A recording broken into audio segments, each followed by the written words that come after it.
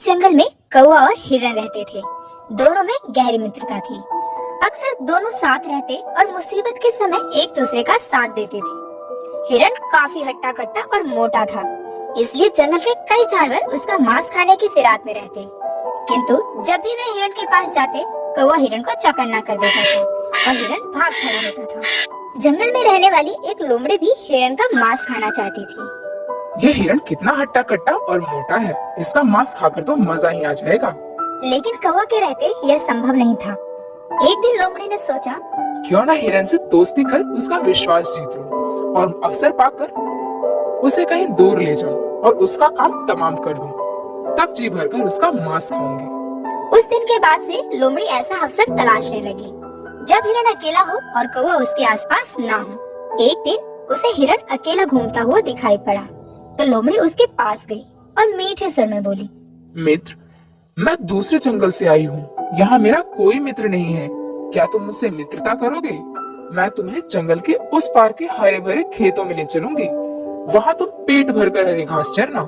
हिरण लोमड़ी की मीठी मीठी बातों में आ गया और उस दिन के बाद से लोमड़ी रोज हिरण से मिलती और उससे मीठी मीठी बातें करती। एक दिन कौवा ने हिरण को लोमड़ी से बातें करते हुए देख लिया।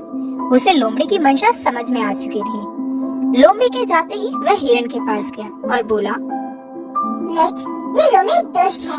इसकी मंशा तुम्हें मारकर खा जाने की है।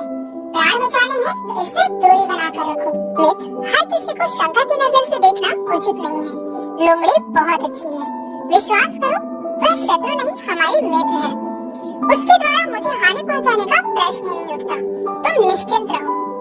हिरण का उत्तर सुनकर कौवा चला गया, किंतु उसे लोमड़ी पर तनिक भी भरोसा नहीं था। वह दूर से ही हिरण पर नजर रखने लगा।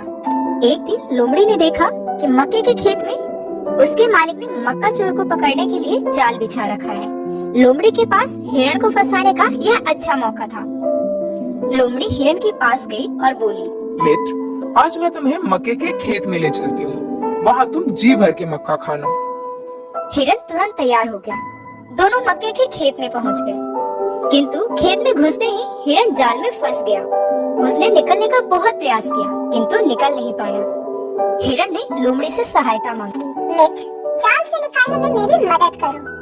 मैं तो इसमें फंस गया हूँ। लेकिन लोमड़ी तो इस फिराक में थी कि कब खेत का मालिक हिरण को मारकर फेंके और वह हिरण का मांस खाए। लोमड़ी ने हिरण को उत्तर दिया, इतने मजबूत जाल को काटना मेरे बस की बात नहीं। तुम यहीं ठहरो, मैं सहायता लेकर आती हूँ। यह कहकर लोमड़ी खेत के पास ही झाड़ियों के पीछे छुपकर खेत के मालिक के आने की प्रतीक्षा करने लगी। इधर जंगल में अपने मित्र हिरण को न पाकर कौवा खोजबीन करता हुआ मक्के के खेत में पहुंच गया। वहां हिरण को जाल में फंसा देख वह उसके पास गया और बोला, मित्र, चिंता मत करो, मैं तुम्हारे साथ हूँ। मैं तुम्हें बचाऊंगा। अब तुम ठीक वैसा करो जैसा मैं कहता हूँ।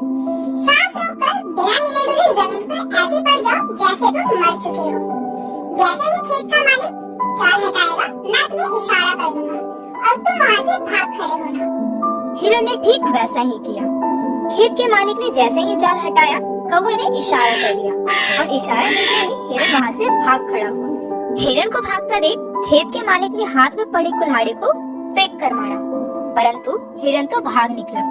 किंतु वह कुल्हाड़ी झाड़ी के पीछे छुपी लोमड़ी के सिर पर लगी और वो वहीं ढेर हो गई। लोमड़ी को अपनी दुष्टता का फल मिल चुका था। दोस्तों, इस कहानी से हमें यह सीख मिलती है कि मित्र का चुनाव करते समय हमेशा सावधानी रखनी चाहिए और कभी भी आंख बंद करके किसी पर भी भरोसा नहीं करना चाहिए।